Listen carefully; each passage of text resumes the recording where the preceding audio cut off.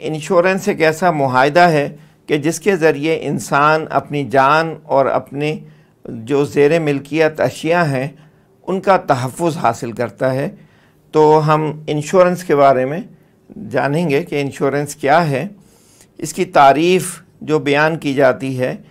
کہ insurance is an economic device whereby an individual substitutes a small certain cost known as premium for a large uncertain financial loss, the contingency insured against that would exist if it were not for the insurance۔ یعنی insurance ایک ایسا معاہدہ ہے کہ جس میں کوئی فرد ایک نسبتاً معمولی رقم دے کر ایک بڑے نقصان کے ازالے کا انتظام کرتا ہے کہ اگر وہ انشورنس کا معاہدہ نہ ہو تو وہ نقصان اسے خود ذاتی طور پر برداشت کرنا پڑے، لیکن انشورنس کے معاہدے کی وجہ سے انشورنس کمپنی وہ نقصان برداشت کرتی ہے اور اس فرد کو نقصان کا معاوضہ مل جاتا ہے۔ تو انشورنس کے بارے میں بہت گفتگو رہی، اس کے بارے میں کتابیں اور مختلف تحقیقاتی مقالے لکھے گئے، زبانی بحثیں بھی ہوئیں، سیمینارز کا بھی یہ موضوع رہا کہ کیا انشورنس ضرورت کے تحت جائز سمجھی جا سکتی ہے یا نہیں۔ اس میں دونوں طرف کے دلائل پیش کیے گئے، لیکن حتمی طور پر تمام تر مباحث کے بعد جو چیز فائنلی سامنے آئی وہ یہ کہ انشورنس اپنی موجودہ شکل میں شریعت کے خلاف ہے اور شرعاً ناجائز ہے، اور بنیادی وجہ یہ ہے کہ اس کے اندر مختلف حرام ایلیمنٹس پائے جاتے ہیں۔ ان ایلیمنٹس میں اہم جو ہیں، پہلا ہے کہ ربا یعنی سود کا عنصر کا پایا جانا، دوسرا ہے قمار یا گیمبلنگ کے عنصر کا پایا جانا، تیسرا ہے غرر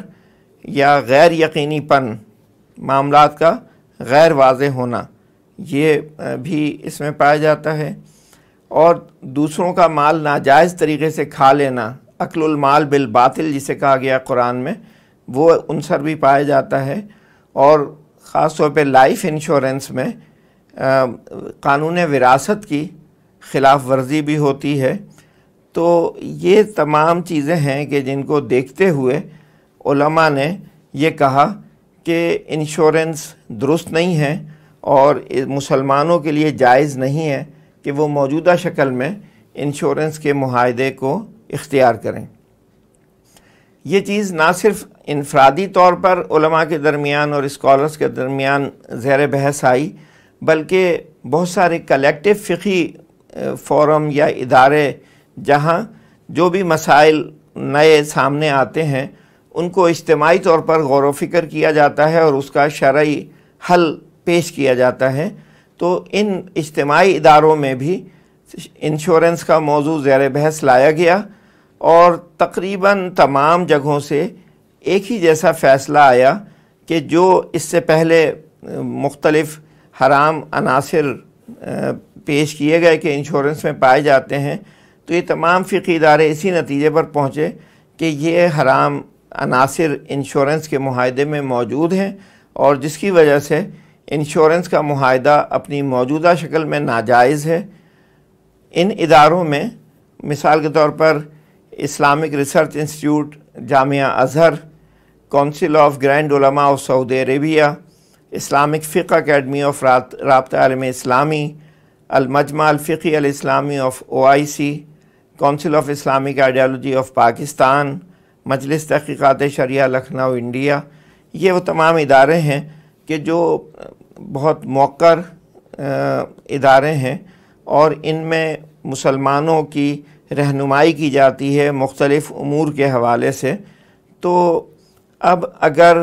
انفرادی طور پر کوئی فرد یا کوئی اسکالر ابھی بھی اگر یہ رائے رکھتا ہے کہ اس کے خیال میں انشورنس ایک درست کانٹریکٹ ہے شریعہ کے نقطہ نظر سے، تو اس کی بات کو اس لیے اہمیت نہیں دی جائے گی کہ جہاں اتنے سارے اجتماعی غور و فکر کے ادارے ایک نتیجہ دے رہے ہوں تو اس کے مقابلے میں کسی ایک فرد کی انفرادی رائے کو کوئی اہمیت نہیں دی جائے گی اور اجتماعی رائے کو ہی اختیار کیا جائے گا۔